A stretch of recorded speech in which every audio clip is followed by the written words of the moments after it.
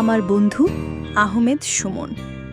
সবুজ ঘাসে ঢাকা গ্রামটা জুড়ে রোদ ঝলমল করছে। রাতুল তার ঘরের দরজা খুলে বাইরে তাকালো। তার মনটা আজ বন্ধুদের সাথে খেলার জন্য উড়ু উড়ু করছে। কখন যে সকাল হবে আর সে ছুটে যাবে মাঠে। ঘর থেকে বেরিয়েই রাতুল দেখল তার প্রিয় বন্ধু মিনা উঠোনে শিউলি ফুল কুড়োচ্ছে। রাতুল দৌড়ে গিয়ে হাসিমুখে জিজ্ঞেস করল, বন্ধু তুমি কেমন আছো? মিনা মুখ তুলে হেসে বলল, আমি ভালো আছি, তুমি কেমন আছো? রাতুল আর মিনা ঠিক করল আজ সবাই মিলে মাঠে গোল্লাছুট খেলবে। চলো বাকি বন্ধুদের ডেকে আনি।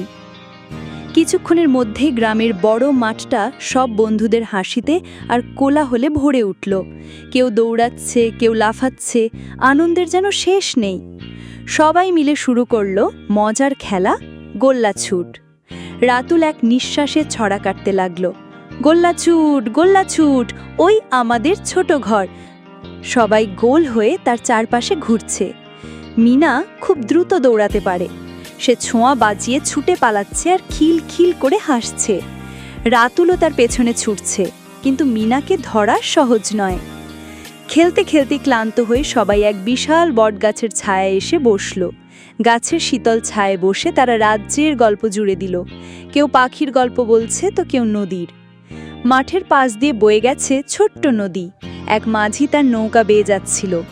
রাতুল আর তার এক বন্ধু মাঝিকে দেখে হাত নাড়ল। মাঝি চাচাও দূর থেকে হেসে হাত নেড়ে উত্তর দিল।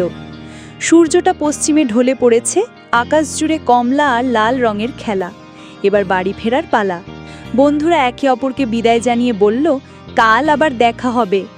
ঘরে ফিরে রাতুল ভাবছিল, বন্ধুদের সাথে খেলা করে দিনটা কি দারুণ কাটল। এই বন্ধুত্ব, এই হাসি আর খেলাই তো তার পৃথিবী। এইভাবেই তারা সুখে দিন কাটায়।